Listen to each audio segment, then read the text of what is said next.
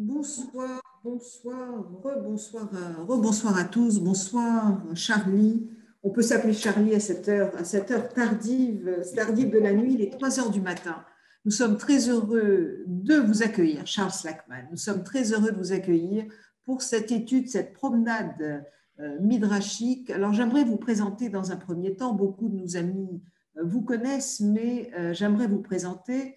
Vous avez longtemps été dessinateur de presse, spécialiste du portrait. Vous avez également publié quelques ouvrages, dont Le judaïsme pour débutants, à la découverte, Moïse chez Gallimard, biographie, Le patrimoine juif de France, Ouest France. Et parallèlement à toutes vos activités professionnelles, vous avez été très impliqué dans de nombreuses activités communautaires, animant et participant à divers cercles d'études, dont notre Matin Torah du judaïsme en mouvement. Vous êtes un merveilleux enseignant, un excellent pédagogue. Et après de nombreuses années passées à fréquenter les synagogues dites orthodoxes, vous vous êtes rapproché des courants libéraux, des courants massortis et modernes orthodoxes, que vous considérez comme passionnément attachés à la tradition et au texte, tout en étant liés corps et âme aux valeurs de la démocratie et du pluralisme. Et je partage votre point de vue. Donc ce soir, une étude, nous ne sommes pas encore au petit matin, mais une étude qui va être une promenade. Alors vous êtes un marcheur au sens propre et vous nous amenez en promenade midrashique. Alors, lors de la création du monde, le Saint béni soit-il jeta la vérité à terre, célèbre midrash, et vous allez pendant 45 minutes, et j'espère que nous aurons encore des questions, au bout de 45 minutes pour nous commenter ce merveilleux midrash. Je vous laisse la parole. Nous Merci sommes beaucoup. en 60. Merci beaucoup et merci de cette présentation très, je dirais, très élogieuse et sans doute trop même. Et merci de m'avoir invité à cette soirée d'études donc sur le thème de la vérité.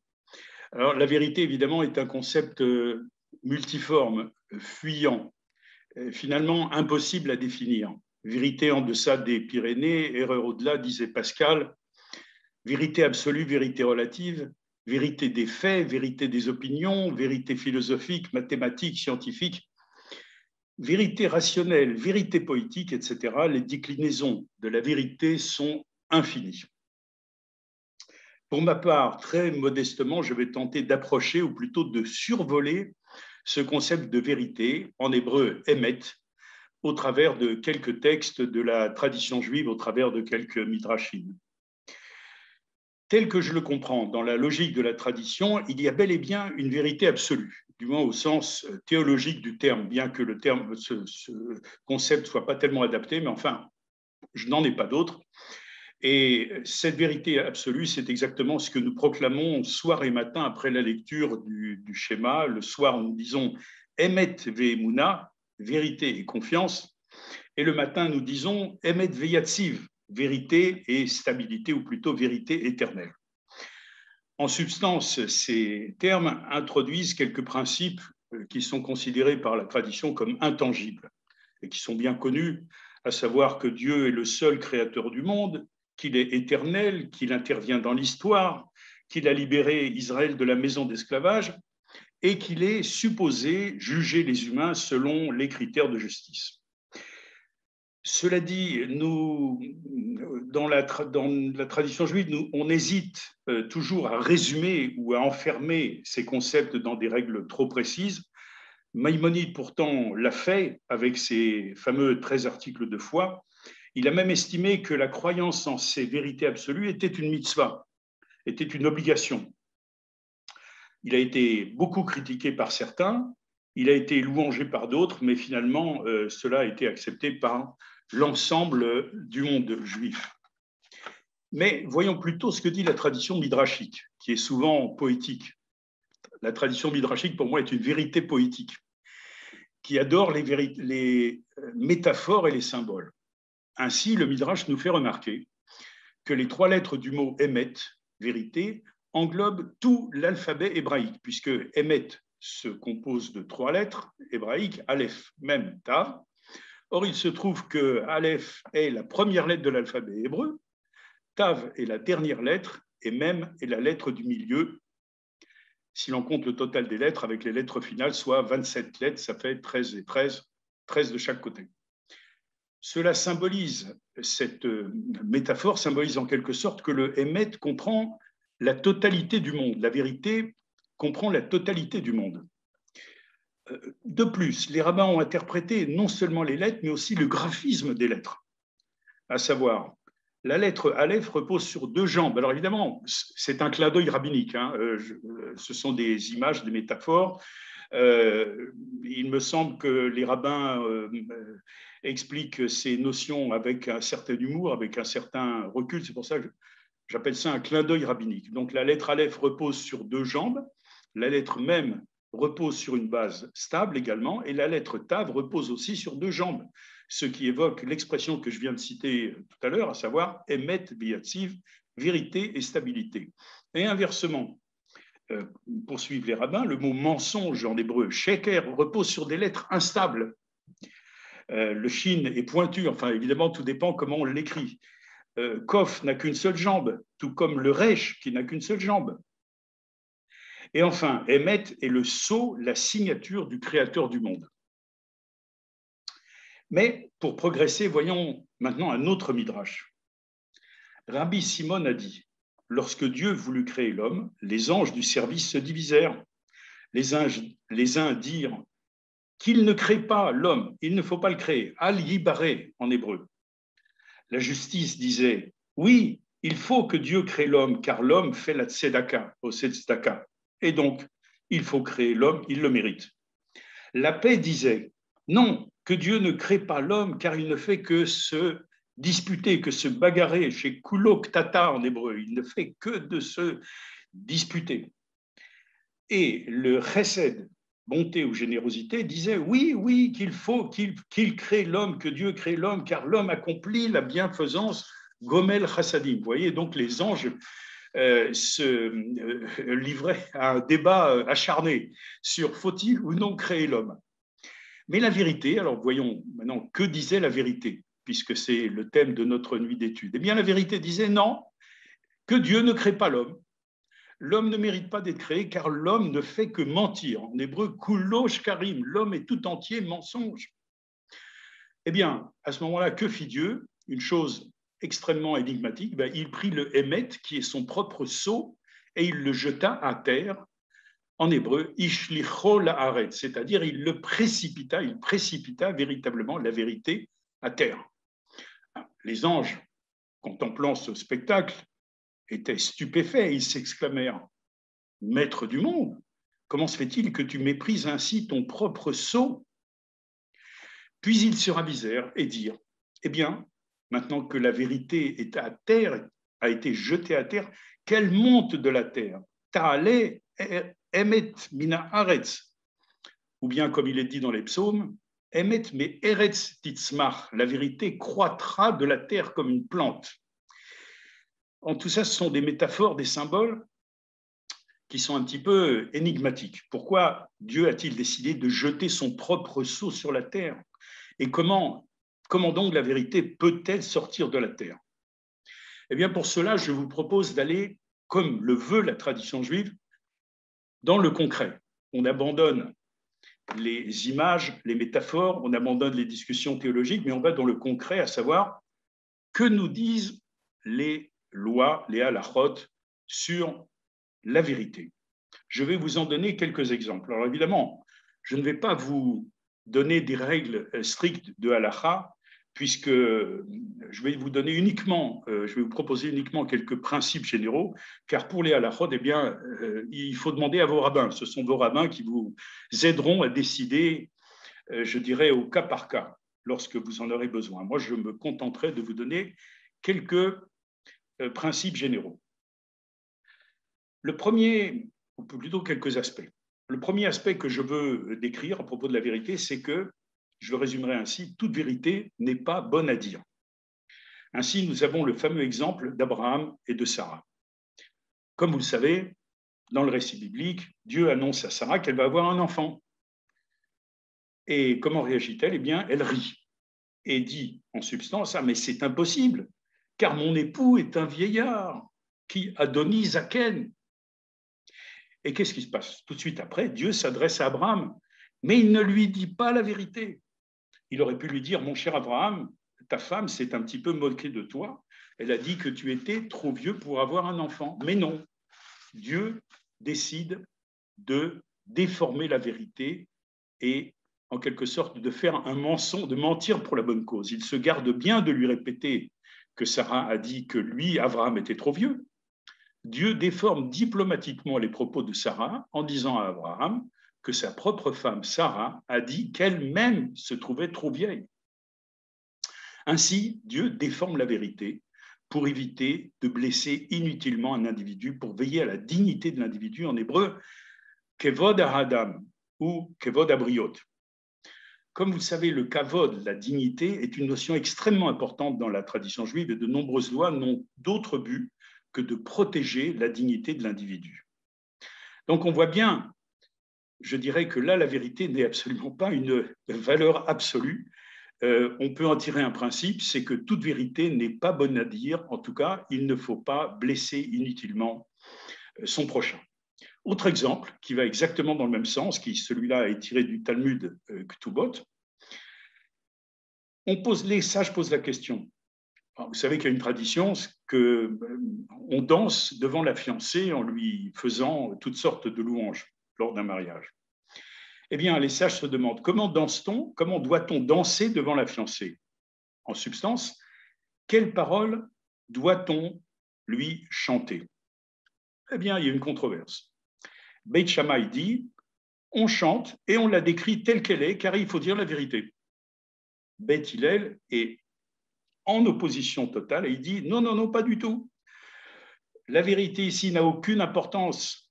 Ce qui est important, c'est de préserver la dignité de l'individu, en l'occurrence la dignité de la fiancée. Eh bien, on chante en disant, voici une fiancée belle et pudique. Kala Na'av Chasuda. C'est une belle chanson chassidique d'ailleurs, très, très jolie. Eh bien, je reviens sur ma conclusion. Pour ne pas blesser inutilement quelqu'un, il est bel et bien permis de ne pas dire la vérité. Mais comme toujours, il faut voir les choses de façon dialectique. Il y a des cas où il faut dire la vérité si le fait de la dissimuler peut entraîner un danger pour son prochain. Par exemple, en cas de mariage à venir, alors ça, ce sont des cas halachiques très classiques, je dirais, mais encore une fois, moi, je me contente de vous proposer des principes généraux pour les halachot concrètes, pour les cas concrets, demandez à vos rabbins.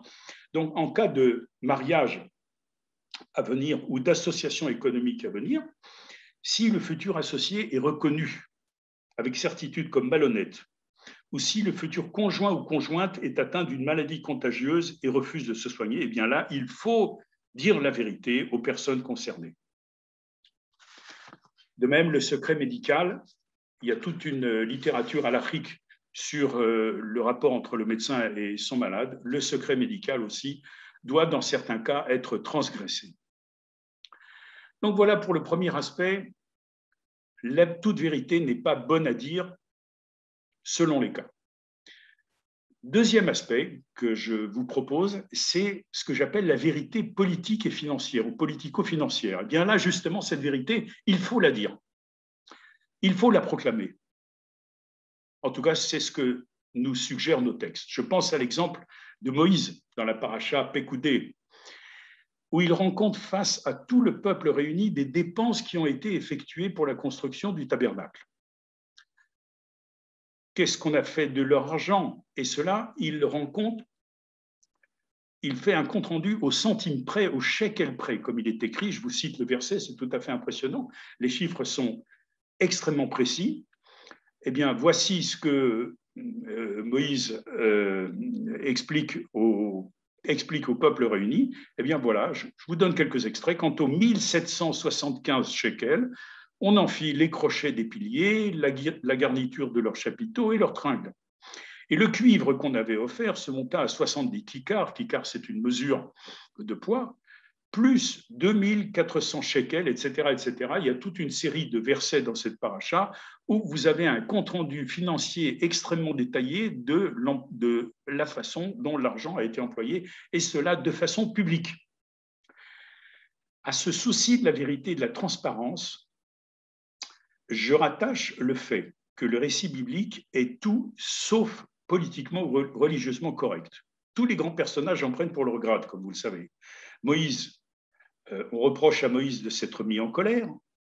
Les livres des rois mentionnent sans crainte, ne dissimulent rien en ce qui concerne les divers péchés des rois de Juda et d'Israël. Ainsi, toute une partie du Tanakh est consacrée à l'affaire de David et Bathsheba, où l'on peut lire les reproches extrêmement durs que lui fait le prophète.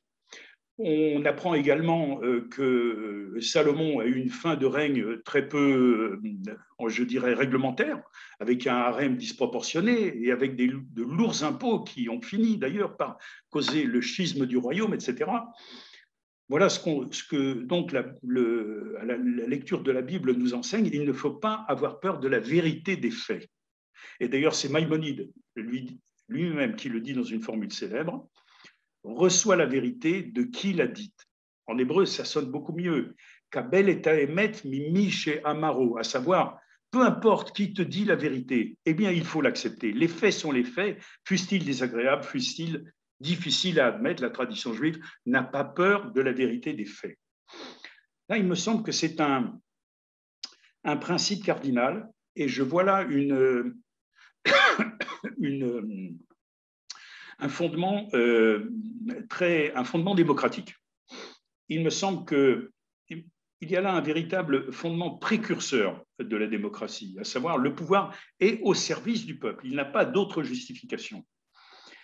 Comme le dit un grand auteur israélien très connu aujourd'hui qui s'appelle Micha Goodman, qui a écrit un grand nombre d'ouvrages de pensée juive, eh bien, selon lui, Moïse est peut-être le précurseur.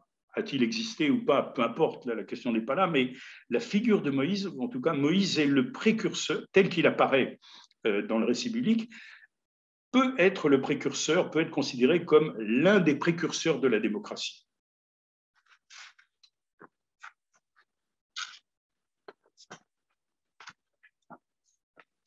Mais là encore, il faut voir la chose de façon dialectique, à savoir le pouvoir doit la vérité au peuple, à l'exception évidemment des questions de sécurité nationale, comme c'est le cas aujourd'hui en Israël. Et maintenant, je voudrais évoquer une toute autre vérité, une toute autre sorte de vérité, mais qui est tout aussi importante. Il s'agit de la vérité poétique. La poésie sert à révéler une partie cachée de la vérité dont nous n'avons pas conscience. Et c'est là tout son intérêt.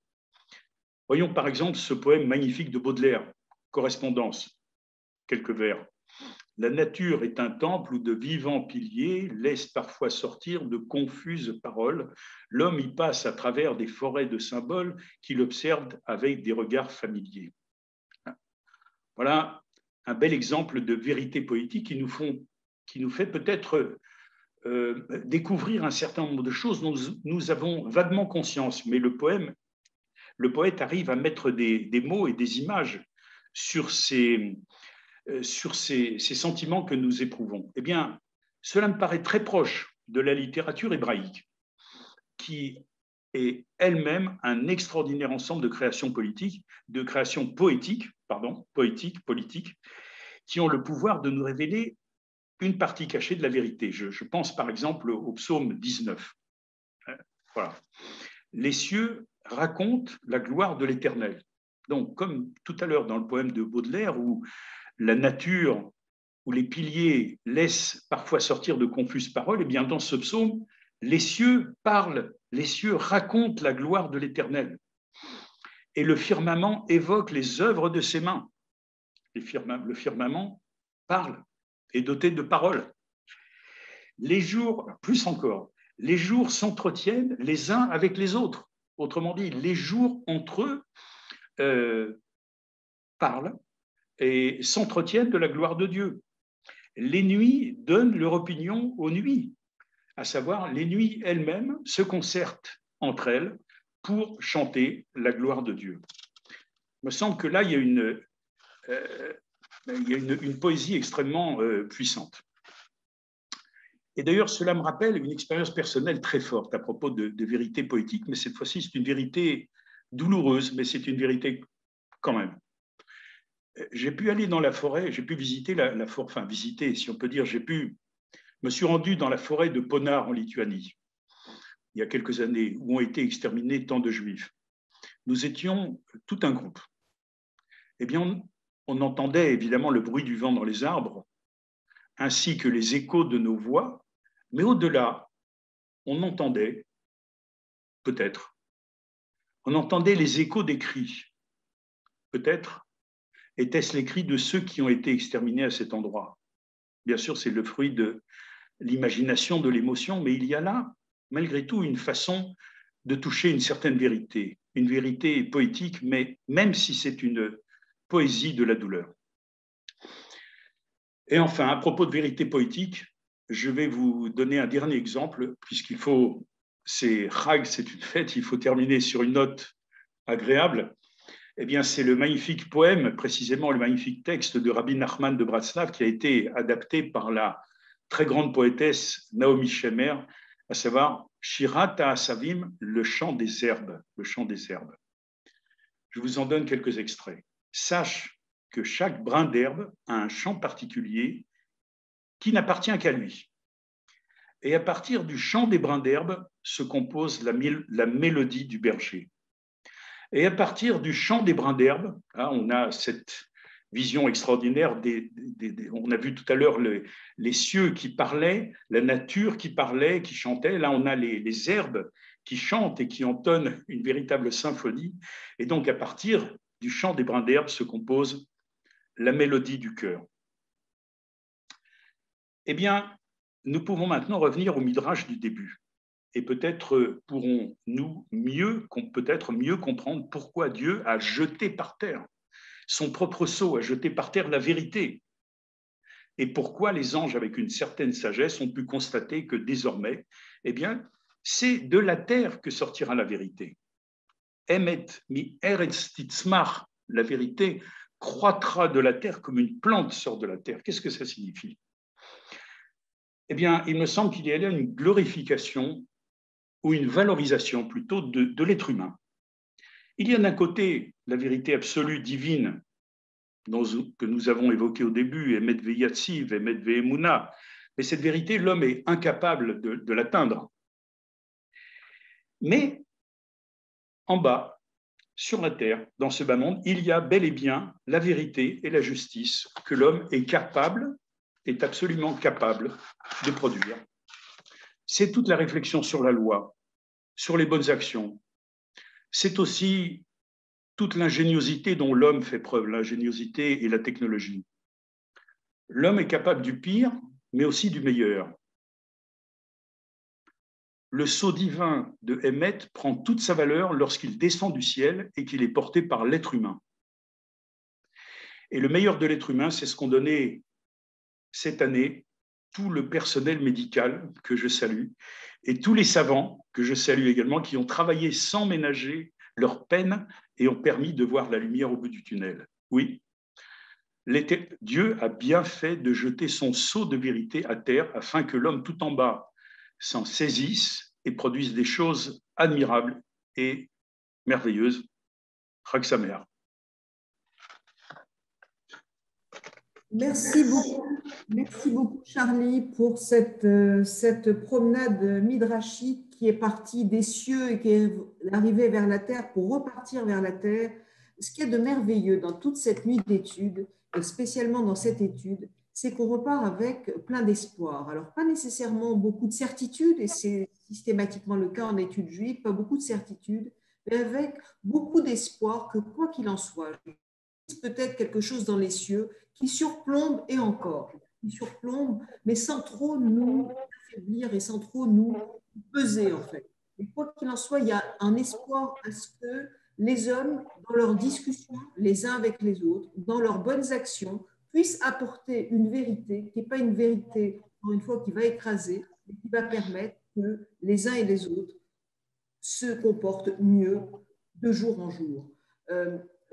J'ai été étonnée, l'une de nos études, certainement celle de Martala Wagnin, n'a pas pu approfondir un point qui est sur le sujet de la vérité. Alors, il a parlé du lien entre la vérité et le mot Emouna, bien sûr, avec la confiance. Et ce qu'il nous a dit, je crois, important et nouveau, c'est que c'était le féminin de Amen qui était Emounet, le Noun est tombé, c'est devenu Emet.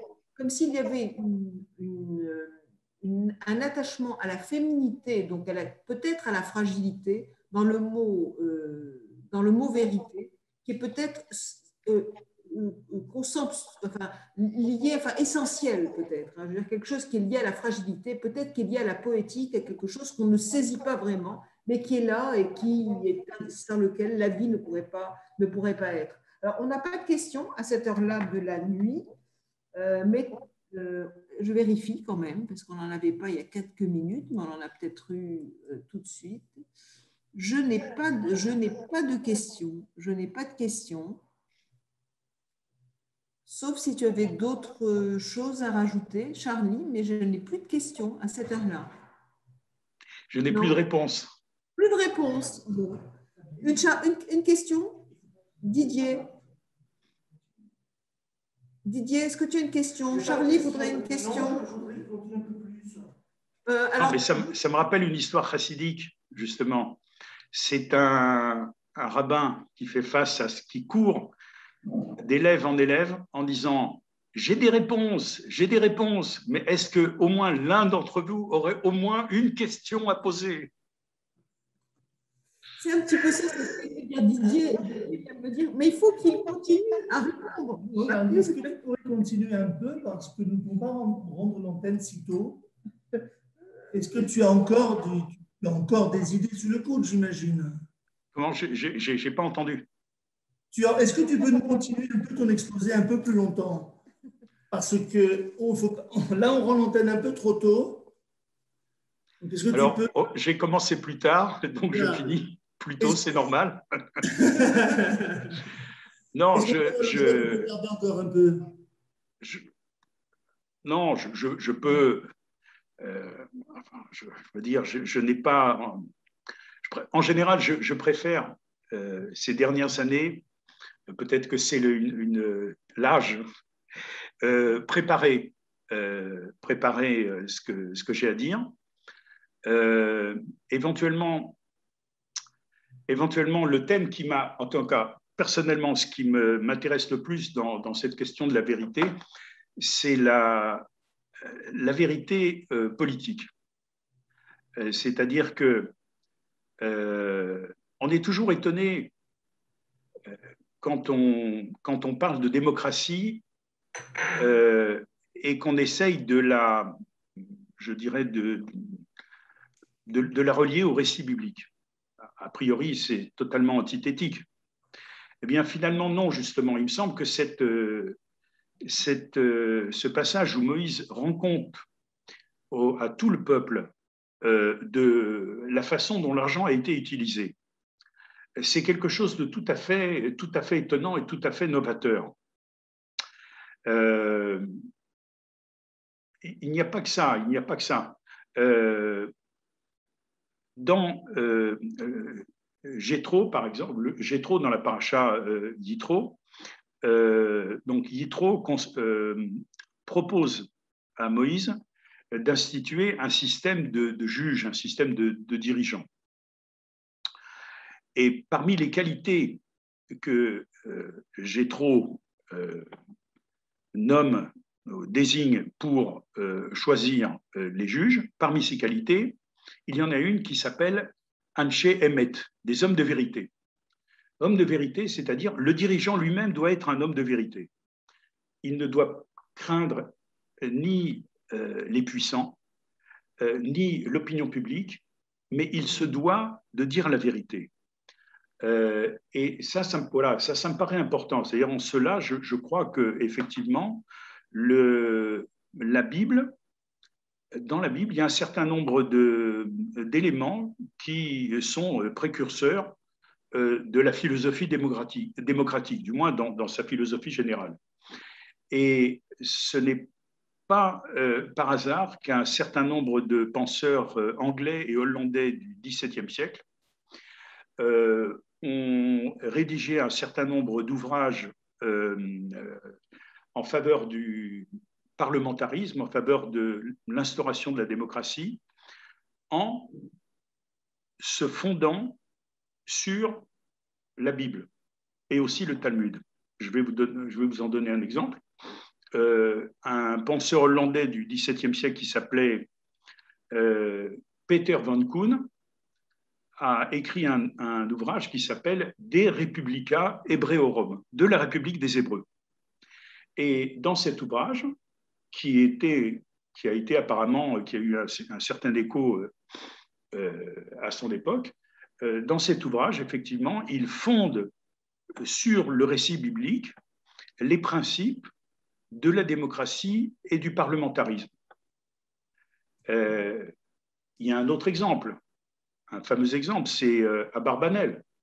Abarbanel aussi, dans son commentaire, met en avant la nécessité de la vérité comme l'un des principes fondamentaux du bon gouvernement. Voilà. Mais je peux plus improviser. Charlie, juste un petit point concernant la paracha Yitro et concernant le conseil de Yitro de prendre des hommes de vérité. On a une phrase qui se termine après qui dit « Ainsi, ils arriveront en paix ». Ainsi, le peuple hébreu, une fois qu'on aura nommé ces hommes de vérité, ces hommes qui haïssent le lucre, ces hommes éminents, etc., ils arriveront en paix. Et je crois qu'il y a un commentateur, je vous demande, ce n'est pas le Netziv, qui fait le commentaire suivant en disant « Mais comment se fait-il qu'on nous dise que les hommes vont arriver en paix ?» Celui qui avait une difficulté pour juger, c'était bien Moïse qui était débordé, qui n'arrivait plus à gérer son temps et qui ne pouvait plus rendre tout seul la justice. Comment se fait-il que c'est le peuple qui va arriver en paix? Et il fait un très beau commentaire en disant « Mais voilà, la chose suivante, c'est que Moïse, quand il était seul à juger, était un homme qui était peut-être un homme trop près de la vérité. Et comme il était trop près de la vérité, il n'avait pas cette capacité de juger et d'apporter la paix. Si d'autres hommes qui ne sont plus loin de la vérité, mais peut-être de la vérité transcendante, là on parle de la vérité transcendante, plus près d'une réalité humaine, ces hommes-là apporteront la paix et non plus la vérité à ceux qui demandent la justice et donc ils arriveront en paix et donc on arrivera à quelque chose qui les satisfont davantage. Tout ceci pour dire que la vérité, la grande vérité, celle qui est dans le ciel, ça revient à ton midrash, la grande vérité qui est dans le ciel, celle-ci, la tradition, n'est pas forcément favorable à quelque chose qui écrase l'homme, qui écrase les humains, mais plutôt quelque chose qui viendrait des hommes et qui est susceptible d'apporter non pas quelque chose de tranché, mais quelque chose de beaucoup plus modéré pour arriver à la paix. Alors, cette question, je crois qu'elle est plus proche de la dialectique entre justice et paix, c'est-à-dire tzedek veshalom. Sheyesh, tzedek, il y a une sentence de mémoire approximativement. Là où il y a la justice, il n'y a pas de paix. Là où il y a la paix, il n'y a pas de justice. C'est-à-dire qu'il y a une sorte de difficulté à concilier les deux. Je pense que c'est un problème différent de la vérité. Là, c'est la notion de... Enfin, il me semble. Là, on parle plutôt de la notion de justice rigoureuse. C'est-à-dire, effectivement, la justice doit être rendue, mais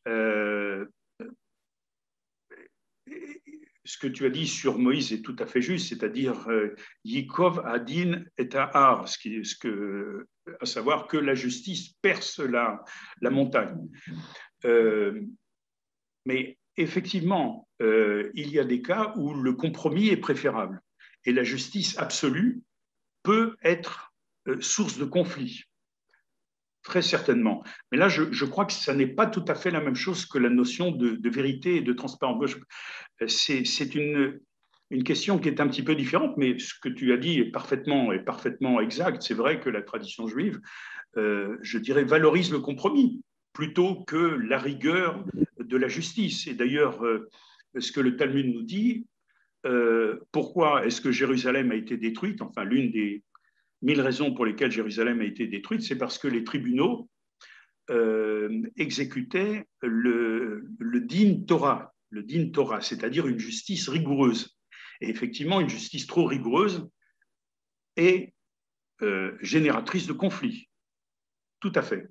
Je parlais plutôt, moi, de la vérité, de la transparence que doit le dirigeant au peuple. De la même manière que Moïse a trouvé indispensable de rendre compte au peuple dans les moindres détails de la façon dont l'argent a été utilisé. Et ça, me semble-t-il, c'est au contraire un facteur de paix, un facteur de paix sociale et de confiance entre le dirigeant et le peuple ou l'opinion publique. Parce que lorsque il y a ce qu'on appelle des diverses dissimulations, etc., il y a une perte de confiance entre les dirigeants et le peuple. Et cette situation-là, elle peut être facteur de conflit. Hein. Là, c'est pas tout à fait, il me semble enfin, que ce n'est pas tout à fait la même problématique. Mais bon, tu as parfaitement bien décrit. Voilà. Nous avons une question de Jean-François. Salut Jean-François. Salut. Oui, puisqu'on parle de vérité, il y a une question que je me suis posée en t'entendant et en entendant les autres conférences dans l'épisode des explorateurs. Les 10 explorateurs qui disent du mal de la Terre, est-ce qu'on peut considérer qu'ils mentent ou est-ce qu'on peut considérer qu'ils disent la vérité inspirée finalement par la peur, parce que ce qu'ils nous disent est impossible à croire. Mais est-ce que c'est leur vérité qu'ils disent? Et si oui, pourquoi disent-ils cela sous forme comme une vérité? Est-ce que tu as une idée là-dessus? Je peux pas. C'est une question extrêmement très importante, effectivement, mais qui nécessite. Je suis incapable d'improviser là-dessus et de te répondre, si tu veux, comme ça, sur le champ. J'en suis absolument incapable. Ce qu'on dit en général, c'est que, enfin, le terme qui me vient à l'esprit, c'est Hotsiu Diba à la Haaretz, c'est-à-dire ils ont calomnié la terre. Mais qu'est-ce que ça veut dire? Ça veut pas dire grand-chose. Ça veut pas dire grand-chose. Ce qu'on peut dire, c'est que, et comme tu le sais, ils n'ont pas véritablement menti. Effectivement, ils ont fait un rapport qui était assez fidèle à ce qu'ils ont vu, hein, entre les villes fortifiées avec des hautes tours, etc. C'est conforme à ce qu'ils ont vu. Ce qu'on leur reproche plutôt, c'est d'avoir tout simplement, me semble-t-il, manqué de confiance. Manqué de confiance, c'est-à-dire je dirais se sentir peut-être incapable d'affronter la conquête de la terre. Et peut-être il y a quelque chose de plus profond derrière le refus d'entrer en Israël. En fait, il y a plusieurs choses. Derrière ce refus, je vais un peu de côté. Il y a quelque chose de très intéressant dans cette affaire-là, c'est que on voit que le rapport entre le peuple juif et la terre d'Israël est un rapport difficile. Dès le début, je dirais c'est presque consubstantiel à l'identité juive, cette difficulté de s'enraciner sur une terre. Ça, c'est une première chose. La deuxième chose, c'est que, en réalité, cette fameuse punition des 40 ans obligatoires de pérégrination dans le désert a été un prétexte, enfin d'après les commentateurs, c'est-à-dire qu'il fallait, entre guillemets, que les Hébreux restent 40 ans dans le désert. Pourquoi? Pour étudier la Torah, en quelque sorte, pour arriver tout près avec une constitution, un ensemble de lois, etc. etc. Bon. Donc, je dirais que sans doute n'ont-ils pas déformé les faits, mais ils l'ont présenté de telle sorte qu'ils ont découragé, je crois que c'est surtout ça que les commentateurs le reprochent, ils ont découragé et entraîné avec eux l'opinion, enfin la masse du peuple, et l'ont dissuadé d'entreprendre la conquête, qui, selon les commentateurs, aurait été très facile et, je dirais, uniquement accomplie par Dieu, qui aurait de lui-même chassé les habitants. Enfin bon, on est dans une période un petit peu difficile, donc c'est toujours problématique. Mais enfin, voilà ce que je peux en dire, c'est tout. En liaison avec ça, une dernière question. En liaison avec toujours l'épisode des explorateurs et la paracha qui donne l'épisode des explorateurs se termine par le texte des Tzitziot et je ne sais plus, je crois que ça doit être Yann qui nous en a parlé en disant qu'il fallait se méfier. Et finalement, au fond, ils ont dit la vérité parce qu'ils ont suivi leurs yeux et leur cœur au lieu de faire confiance, finalement. Oui, tout à fait. Et c'est ce que dans le schéma, on nous met en garde contre ça. L'otatouru, ne suivez pas. Et d'ailleurs, la tour est à Haaretz. Absolument, là, c'est bien, tu me donnes... Voilà, maintenant, tu me donnes des tas d'idées. C'est marrant que... Voilà. La tour est à Haaretz. C'est-à-dire, c'est le même mot, visiter, enfin, parcourir le pays, la tour est à Haaretz. Et l'otatouru, acharei levavchem, vous ne, comme tu le dis souvent toi-même, que Chouraki traduit par ne putassez pas après l'otatouru acharei levavchem, après vos instincts, vos pulsions et vos yeux. Donc, ne vous laissez pas abuser par la réalité immédiate. Essayez de voir au-delà de la réalité immédiate. Oui, merci Jean-François. Voilà, la prochaine fois, il faudra faire un dialogue et non pas un exposé, c'est beaucoup plus intéressant. Merci beaucoup Charlie pour cet exposé qui était passionnant comme d'habitude. Là, nous arrivons au terme, pas tout à fait de notre nuit d'études, puisque nous allons avoir un temps de repos, un temps de musique, et nous reprendrons nos études à 6 heures le soir, à 6 heures tout à l'heure, par une étude, 6 heures du matin, pardon, à 6 heures du matin, par une étude de Philippe Haddad, du rabbin Philippe Haddad, sur le sujet vérité et prophétie, qui sera suivi juste après à 7 heures par l'office qui se fera de chez nous. Donc, à tout à l'heure, nous vous attendons à 6 heures du matin. À tout à l'heure.